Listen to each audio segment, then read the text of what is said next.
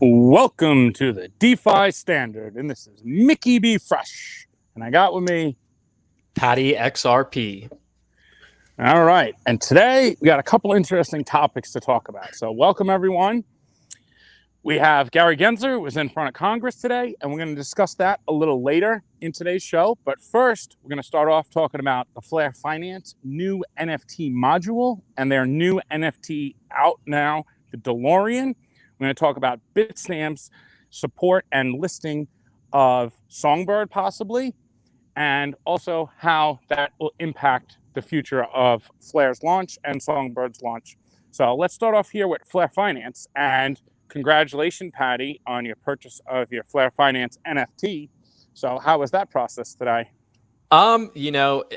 I kind of like just this morning, they put out the blog about it and we'll get into that. And I kind of was like, oh, I kind of would like to own this NFT just because it's cool and coming from Flare Finance. And I wasn't sure if I wanted to deal with the gas, but then I realized I had some tether on Qcoin that was sitting at a lower buy price for Credo. And I just decided to convert that to ETH, send it over, lovely $50 gas transaction, moving $500 over there and everything. So, or I guess to get the NFT. So that was cool. But aside from that, I'm happy I have it. It's fine that I had to pay a little more. They have some interesting things that are going to come out with these NFTs and their new NFT module in the future.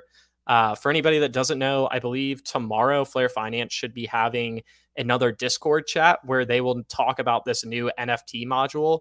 And so we'll report on that because we'll be in there listening as well. And yeah, I see Chia Pet was like, LOL, $50 gas there. So this is something once we're on Flare Network is not going to be an issue like that. So that'll be really exciting. And these NFTs will be mintable on the Flare Network. For anybody that hasn't seen it, I'm going to see, right here is kind of the video.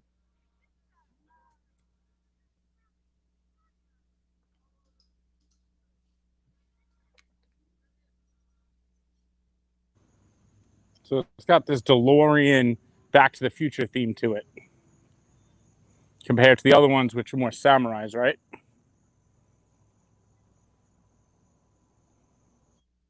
Yeah, so I think it looks pretty cool and everything. Yeah. And it'll be interesting. But kind of going on from that, from what the NFT actually is, let's kind of get into this Flare Finance blog that came out.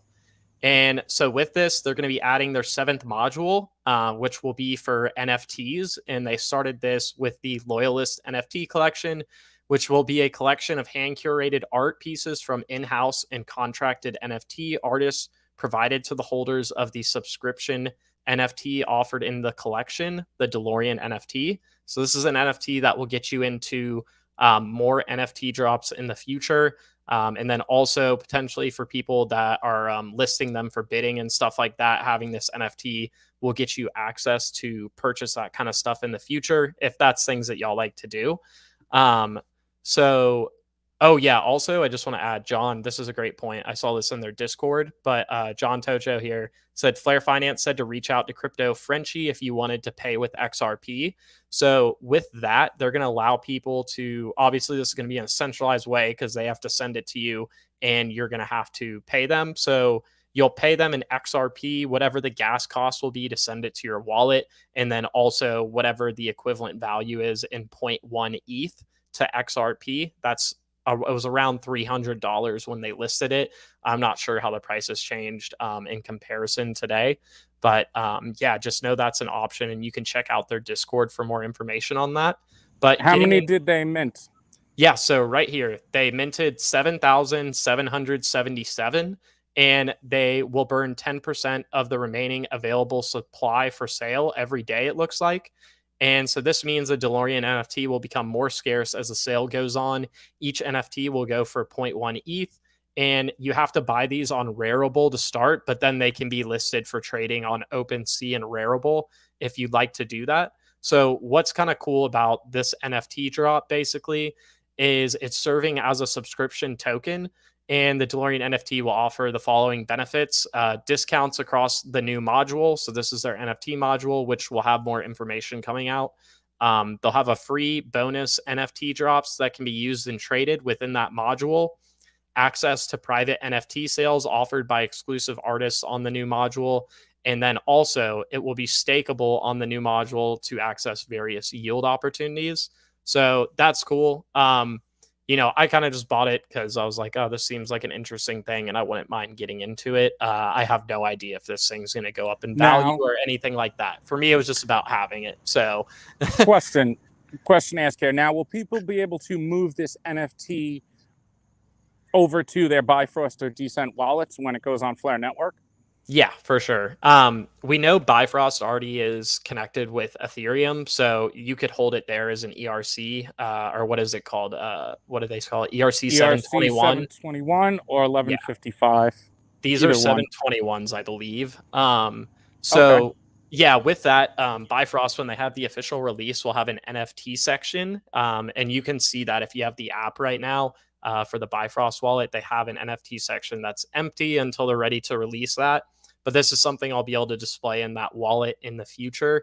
I like how they're as well. I like how they're separating the NFTs in these Bifrost wallets from, say, just the regular tokens. I think that's important that we get a section for that, since NFT is going to be a big focus on Flare Network. So I just want everyone to realize that. I know this is being done on Ethereum, and they're doing this just prior to Songbird and Flare launch to get it going. But this is all going to move to Songbird and Flare, just so everyone's clear on that. Nothing is staying on Ethereum, all right? And NFT is going to be a big focus for Flare and Songbird. So I just think that we got to kind of get used to that. That's not, saying buy the NFT or anything, but it's going to be something that we'll have to get used to. And NFT is going to become more like this. Comes with yield now attached to it, right?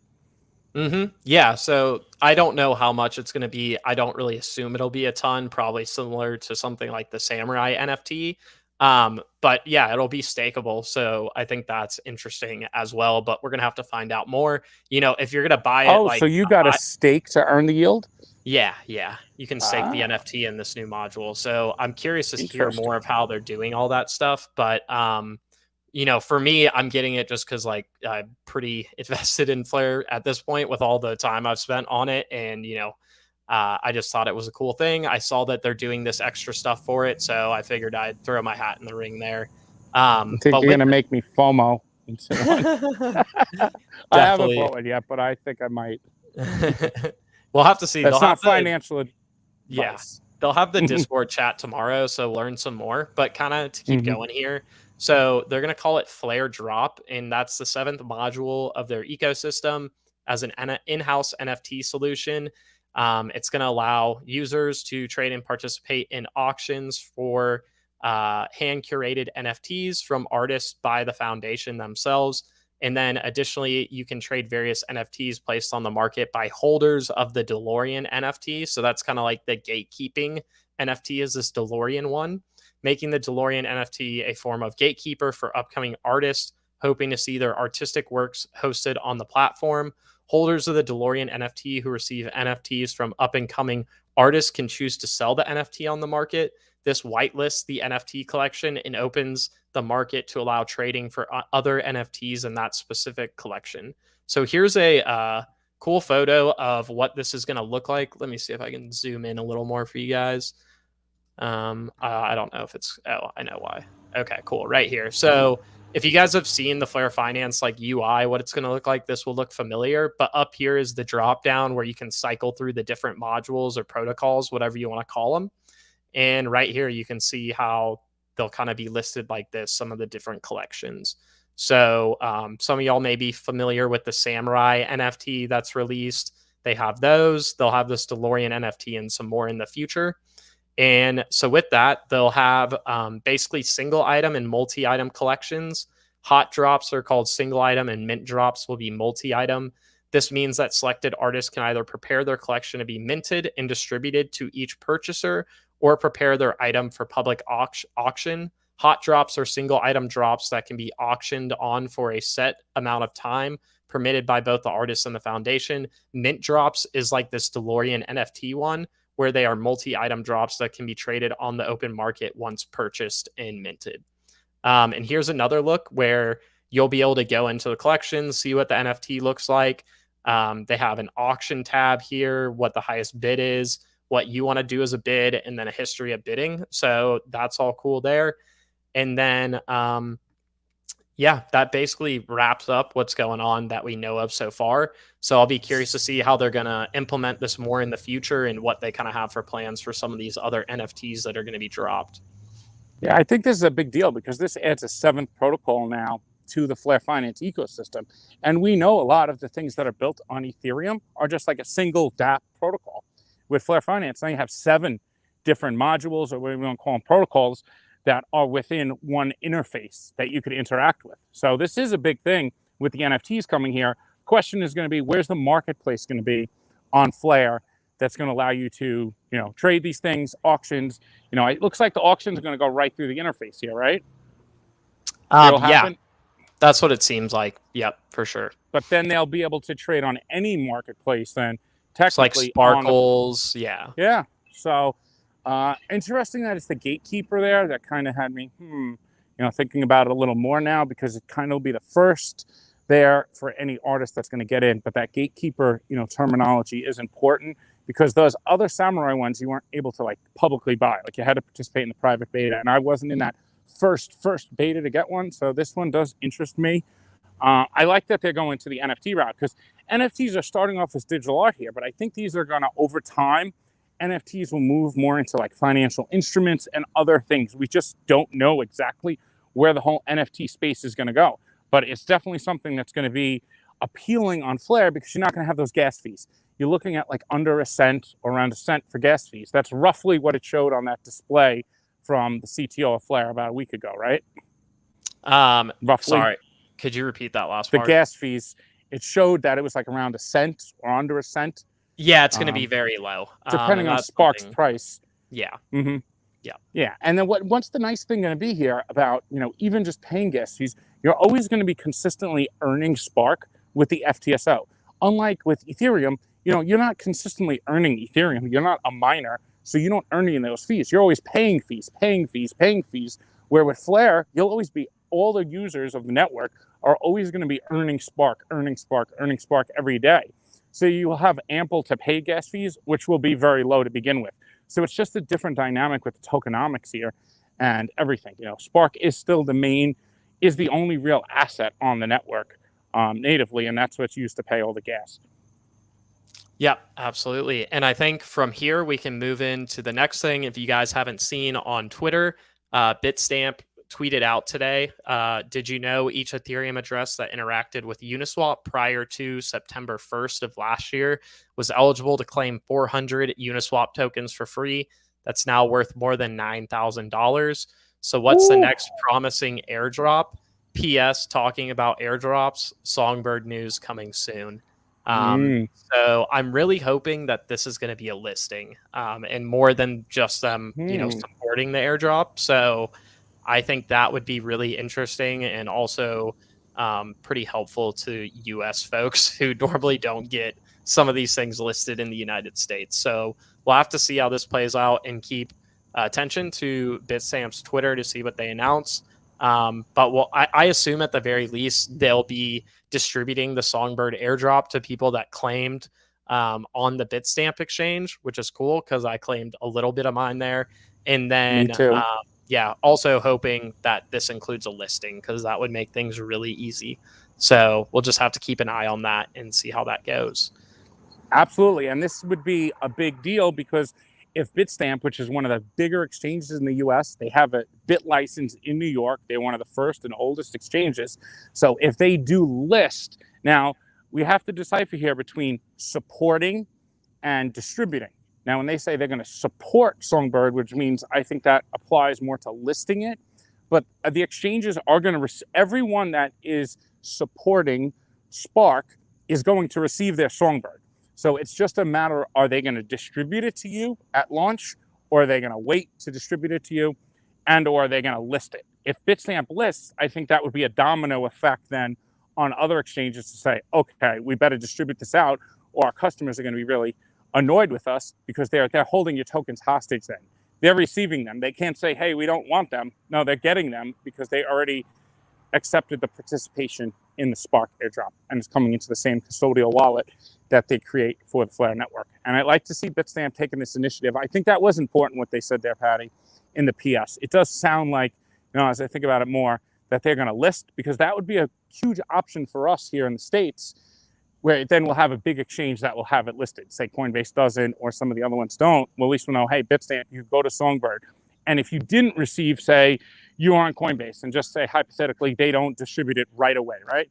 At least you could then go grab, 20 or 50 bucks from Bitstamp to use on the Songbird network just to test the platform out as a canary network.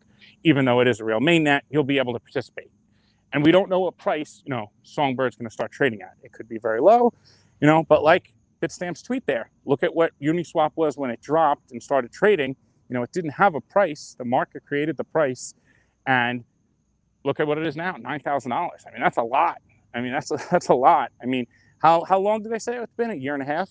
Yeah, it's been barely a year since that happened. Barely a year? Wow. So yeah. Look at that, $9,000. So if you think of Songbird, what you're getting, we could sit here and speculate on price, but I don't want to go into that too much. We don't usually do that.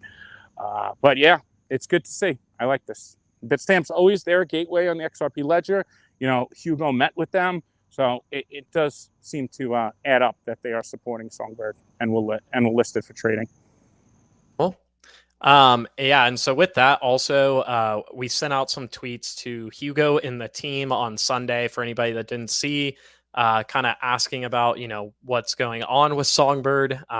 Obviously, really no defined date on when it's going to drop. However, they did say they're in the final stages before launch, where basically they are going to be testing everything out. So like, let's say whatever they want to launch first with Songbird, they start running that code. If everything works well with that, they start the next part of it, and then they build on that up until it's ready to go without any errors or anything like that.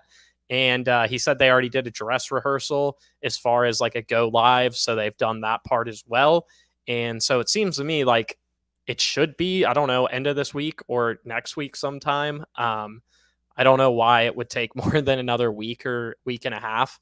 I don't know if you have any other thoughts on that, Mickey.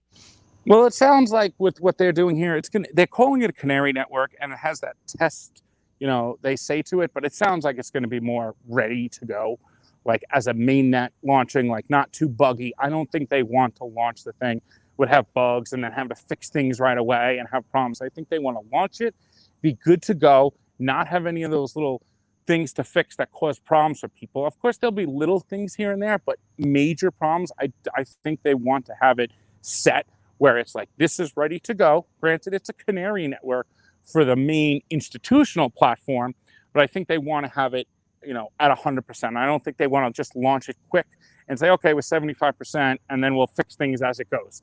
I think they really want to have it done right, and that's why it's taking longer. And there's really, no investment from anyone. So it's not like we bought tokens and we're waiting for them to drop.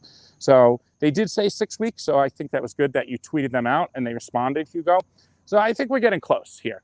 So we just have to be patient. And then we also have to keep in mind, just knowing the timeline here, it's going to be then 1 to 3 months after Songbird launches that Flare will go live. So we're looking more like the end of the year for Flare.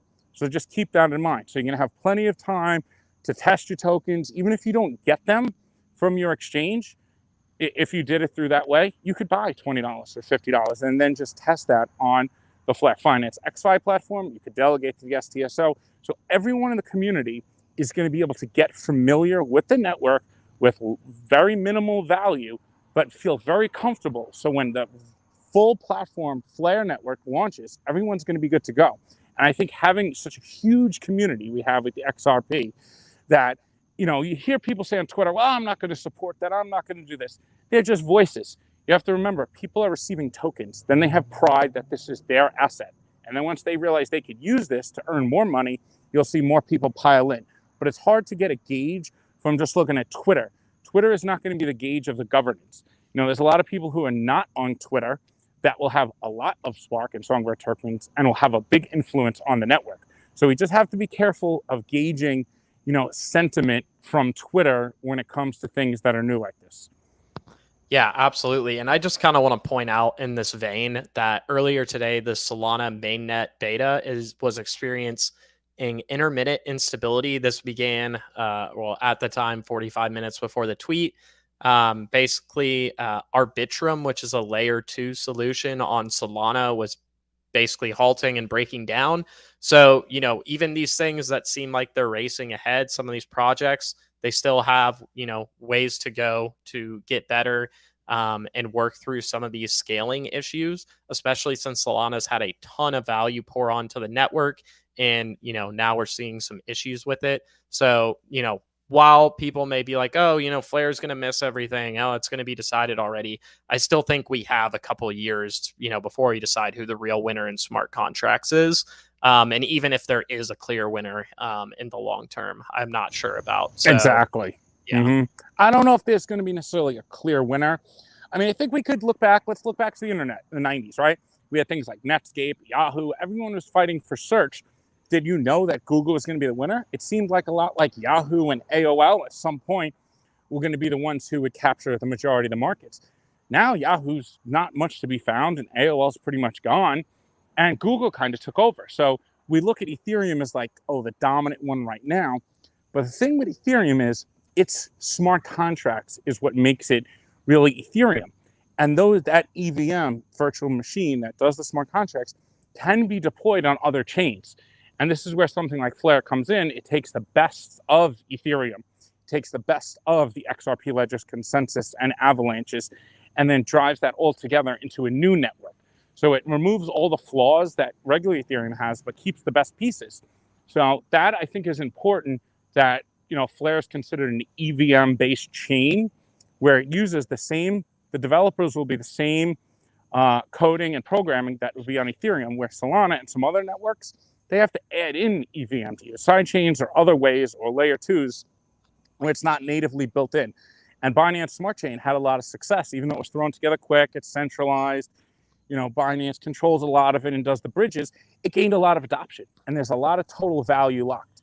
So, let's just shift this conversation a little more into how is this 2021 market and the way we see utility playing out. And I know we talk about, utility coming, but I think, if you look really closely, there's a lot of utility actually taking place right now in the whole marketplace and on these chains between staking and DeFi and other ways with ODL, with RippleNet, is actually taking place already. So that utility run that people talk about, I get that probably the big portion of that is probably a little further out, but I think we have to see that there's utility taking place right now. Think of like just Polkadot in the same example. You have 710 million of the 1 billion dot staked. So that means you only leave 30% there on the circulating supply.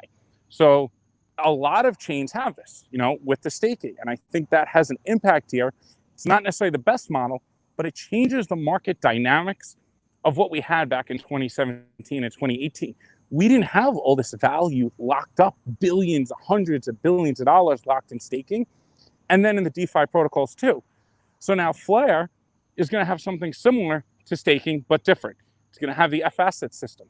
And as more value is minted onto Flare, it's going to lock up more Spark, which is going to drive the value of Spark up.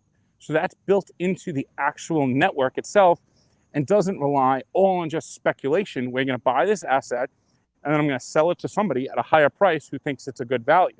Now you have the actual utility of the network driving the value. And then you build on, applications and DeFi and other things, and it increases the value. And then you have the FTSO. So if somebody, Patty, is delegating to a signal provider, they're not going to be able to take their Spark and put a limit order in on the exchange while they're earning rewards. So you'll have to choose between the two. And what this does is it kind of creates a floor where there's only so much circulating supply out there that can be traded. And I think that's important going forward in this whole market. And staking, has its flaws, but you can't deny that it's locking up a lot of value. What do you think of that, Patty?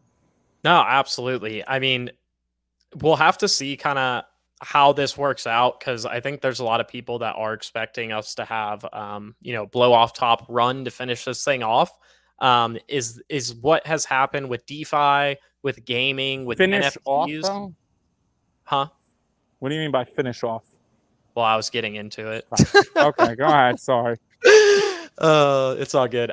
So basically what I'm trying to say is, like, let's say to finish off the year, like, we have a blow off top bull market. Now, obviously the price is probably going to come back down. When the price moves extremely quickly to the upside, generally comes with a pretty rough pullback.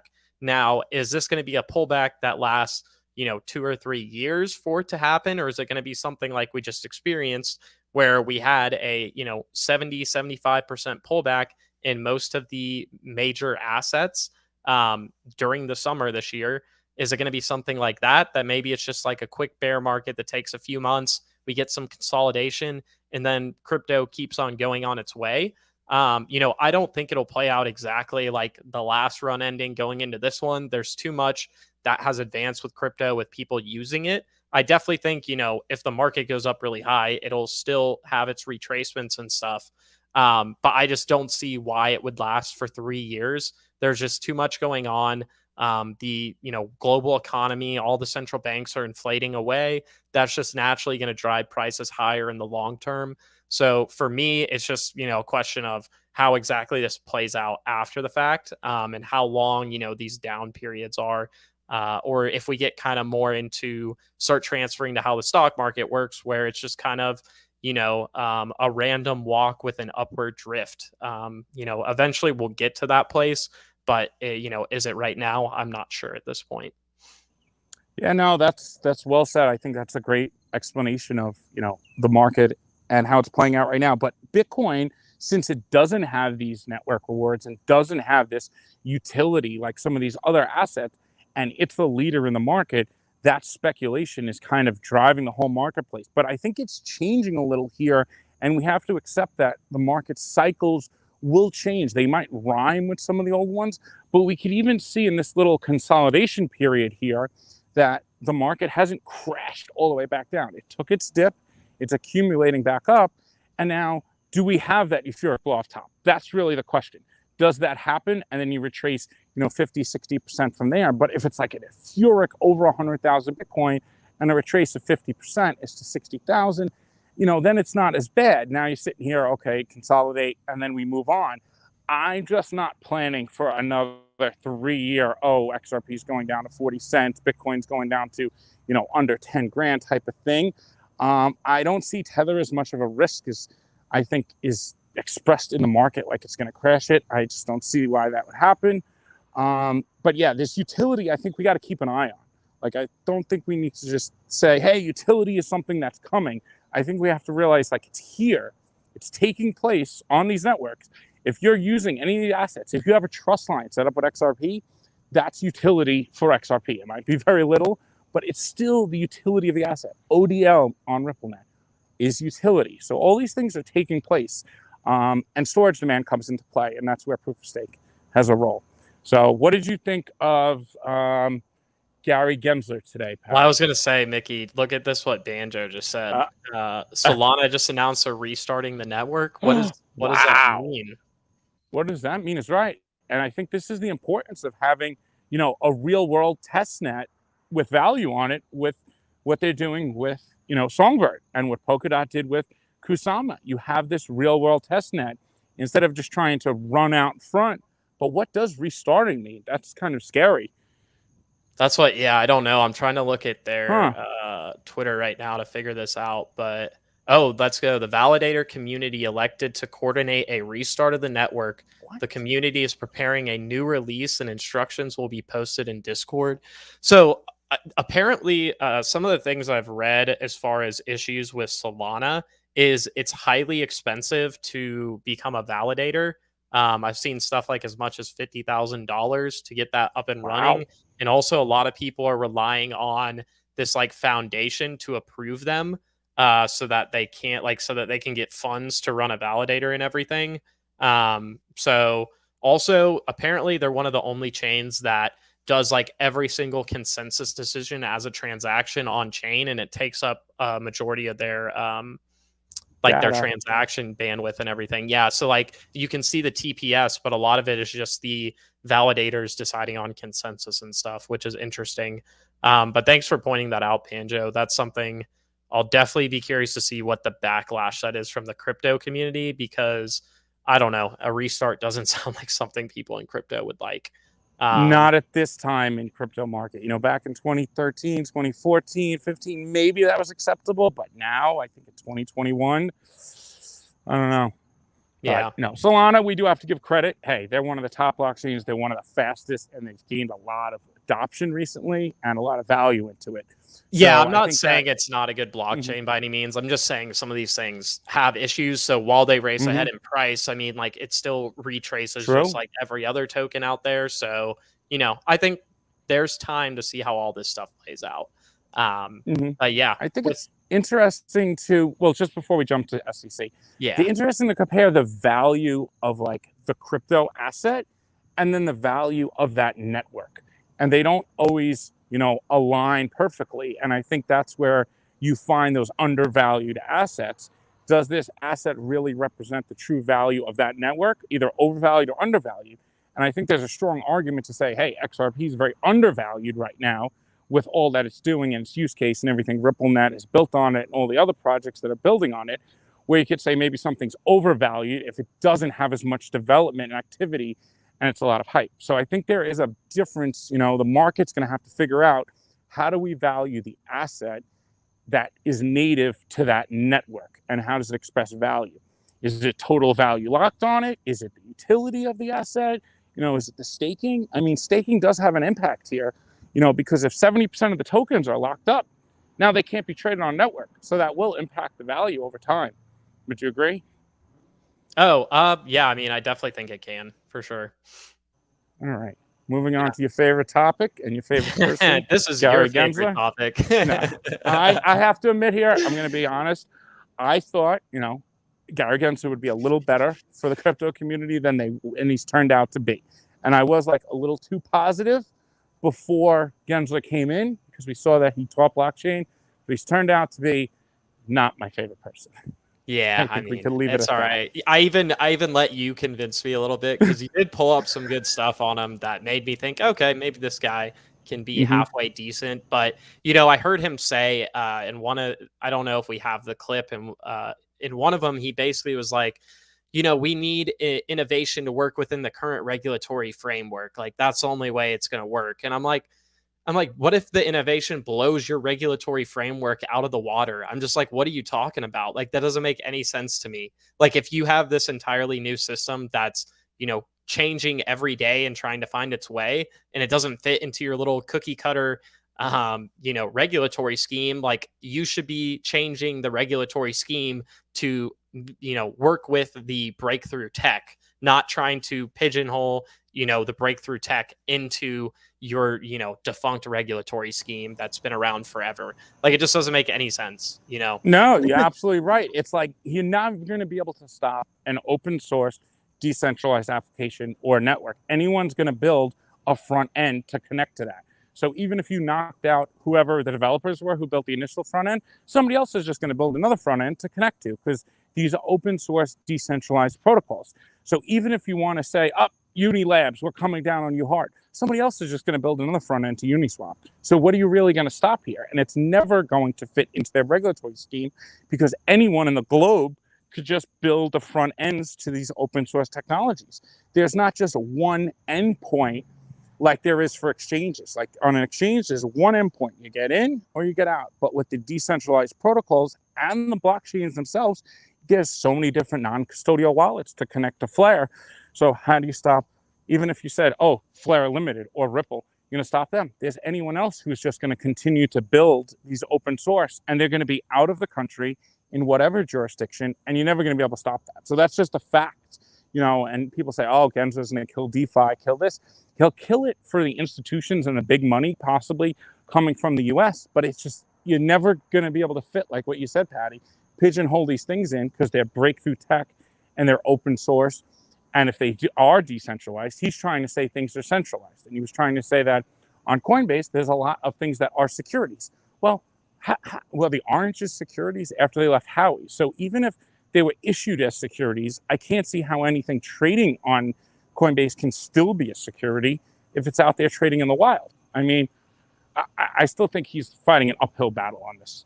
Maybe I'm being confirmation biased, but I still think he's fighting an uphill battle because it's global. And Yeah, you know, I think the global part is a big thing with it, and maybe the open US doesn't source. understand. Yeah, I mean, they could just be trying to use their power as much as they can. And I mean, I like to use this analogy to football with like what he's trying to do with crypto and regulations is like if you got a QB like Lamar Jackson that can run all over the field, pass, outside the pocket, you don't just make him stand in the pocket the whole time because that's how you predefined your offense. You change it to match like this new ability, like this new innovation in football. Lamar Jackson, how great he's been for anybody that watches that. So to me, I think it kind of has a little comparison there. But enough with that. We can drop this. I think this is probably the best clip from today, Mickey, just because it's pretty Is funny. SEC your daddy? Yeah. Let's get this guy going. was great. Yeah. As to the people and the companies that you regulate as chairman of the SEC, do you consider yourself to be their daddy? No. Then why do you act on it? As chairman of the SEC, do you consider yourself to be their daddy? No. Then why do you act like it? I try to take the oath of office seriously that the SEC is set up to promote investor protection and facilitate capital formation and that which is in the middle. Yeah, but why do you impose your personal preferences about cultural issues and social issues on companies and therefore their customers and their workers? Like climate change and the Second Amendment. I mean, I'm sure you have. Well, yeah. So with that, I mean, it kind of does seem like that the way that, Gary Gensler talks is he's like, oh, we got to make sure, protect the investors, blah, blah, blah. It just means, protect them from actually, realizing themselves financially. This was a theme in other clips. We don't have this clip, but there was another senator, Senator Scott. I forgot his first name.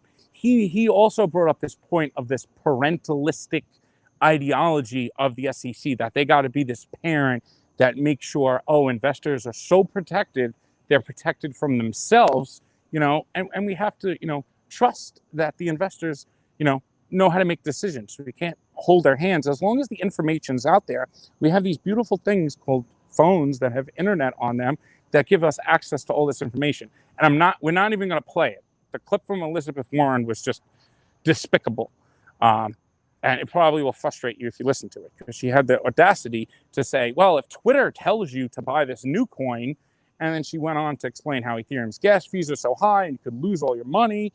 And it was just terrible. I don't even want to talk about it. But I mean, she Twitter literally, the way you described it, she acted like the biggest sheep in the world, which I mean, I don't think we can try and create a world where we protect like every single person that can't go and look online, figure stuff out, that thinks they should go and listen to every single person on Twitter that says buy X coin. I mean, like, what are we talking about? Like, it sounds like you're trying to tell like children not to do that. No offense, if you're a grown adult and, you just want to look at Twitter and say, oh, this person put SafeMoon out today, let's buy that. I mean, that's on you. That shouldn't be brought over to all of us as like a negative about crypto. Like, it's absolutely ridiculous. And I mean, exactly. Yeah, of course, she picks like the most obscure, like outlier scenario she could have to explain how everything works and how, this doesn't democratize finance, while she wants to sit there and act like, she's for the people when she clearly has a bunch of connections to big banks and stuff.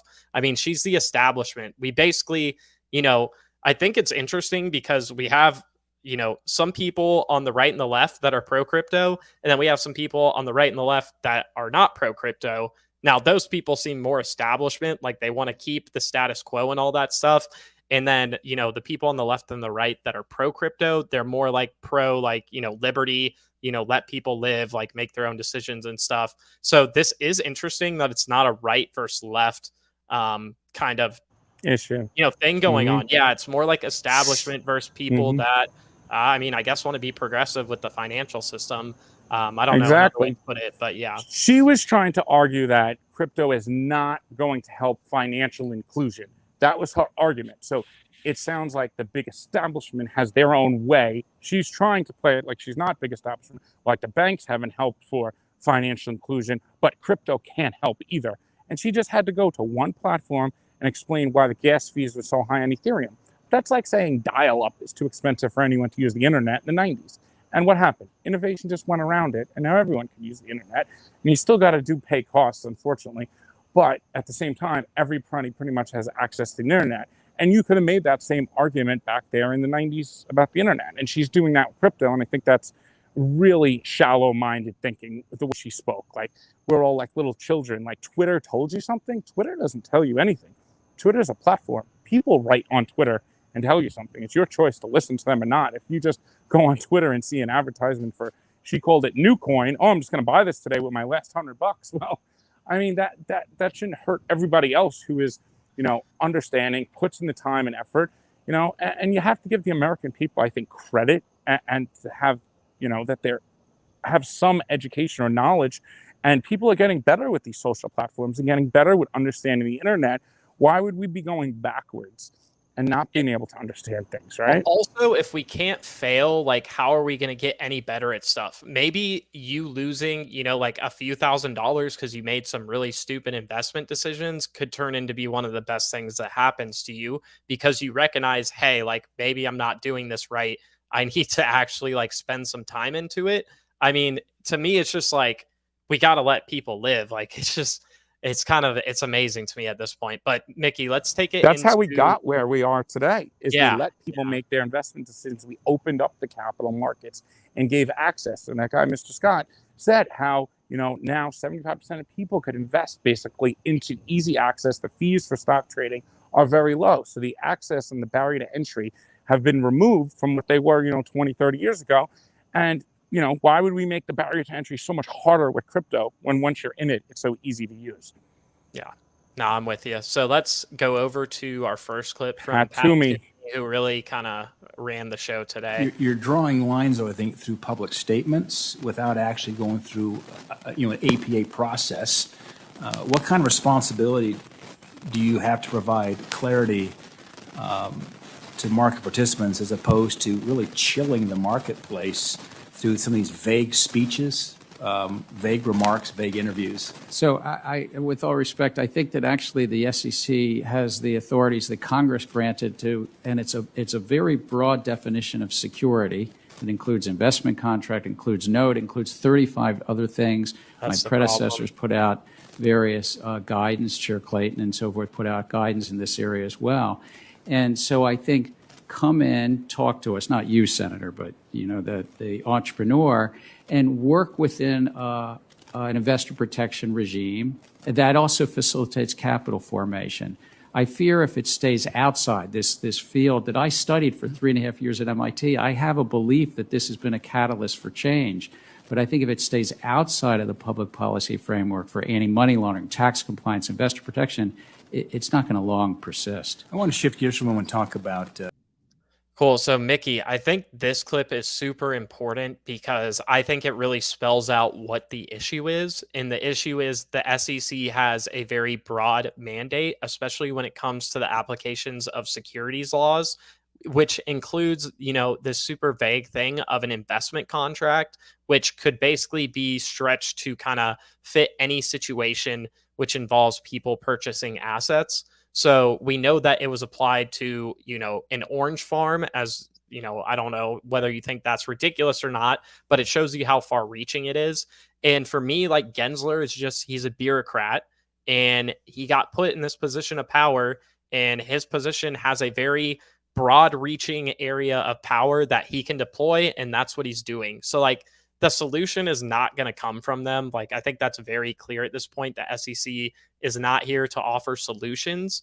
What we need is Congress to act and either, say, hey, we want these things excluded from securities laws, or say, hey, it needs to be very strict that it was some kind of like, pay for profit in the future type thing. Like, XRP situation, the vast majority of people that purchase XRP had no expectation of profit from Ripple, the company, from whatever they do.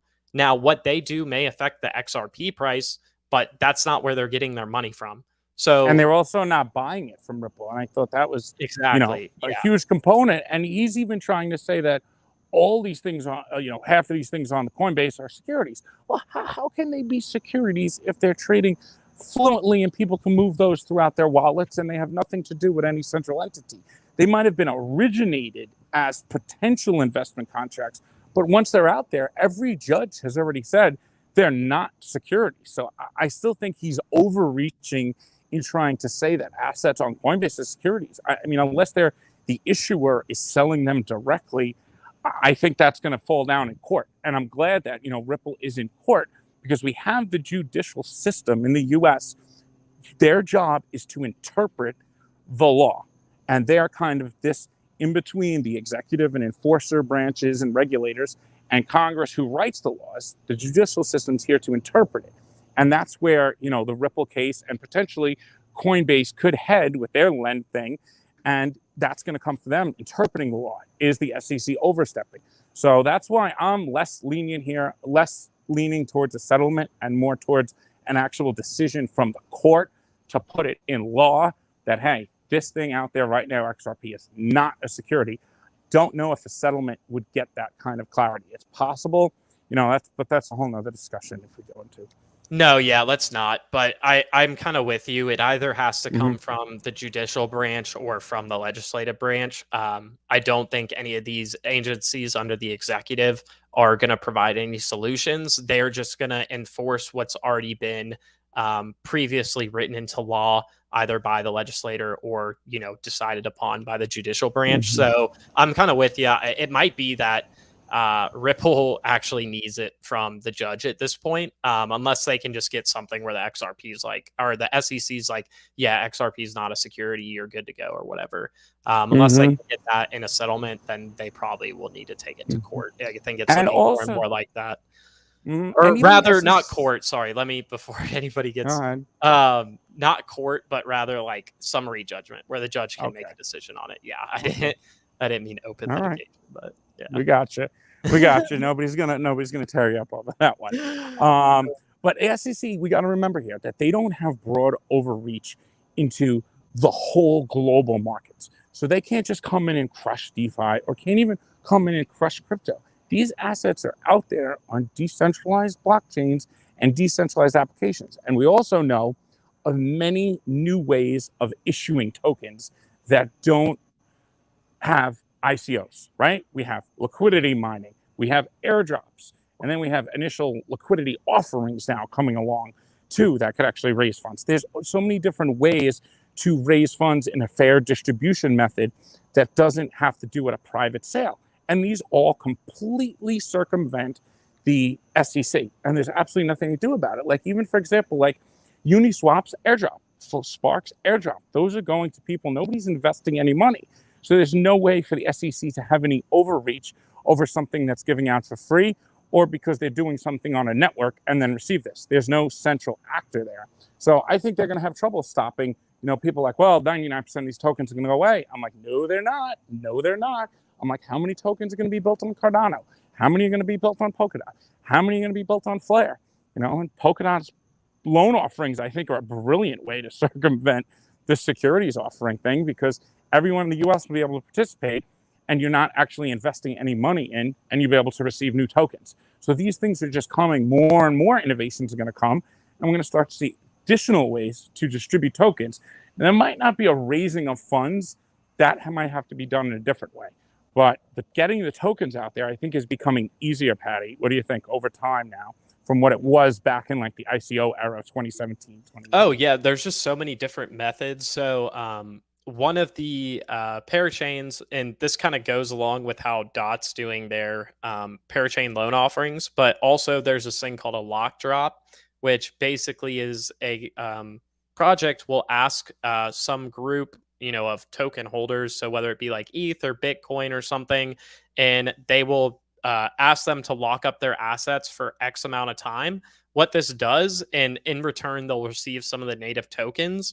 Their assets will eventually be returned to them.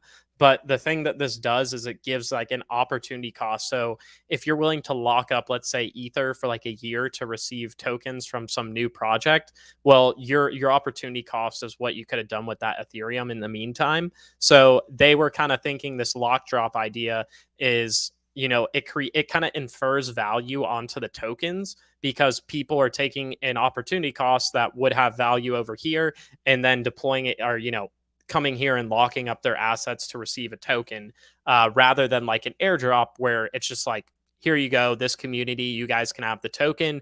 Now you infer value on it if you want to. They're saying like the opportunity cost of the locked asset infers value. So, I mean, those are just two different ways to do it. And I think we're seeing more things come up, but I just find it interesting that it's moving around it. Yeah. That's how the F asset system is distributing the other half of the Spark tokens, is similar to what you're saying there. They're not necessarily getting locked up, but when you mint any F assets, right, onto Flare with that value, you're getting Spark tokens. You're getting the other half of the distribution. Half of it's getting airdropped. The other 25 to 30 billion are going to be distributed to F asset owners. Now that you could look at as a reward for doing it, but it's also part of the total supply. It's not an inflation rate.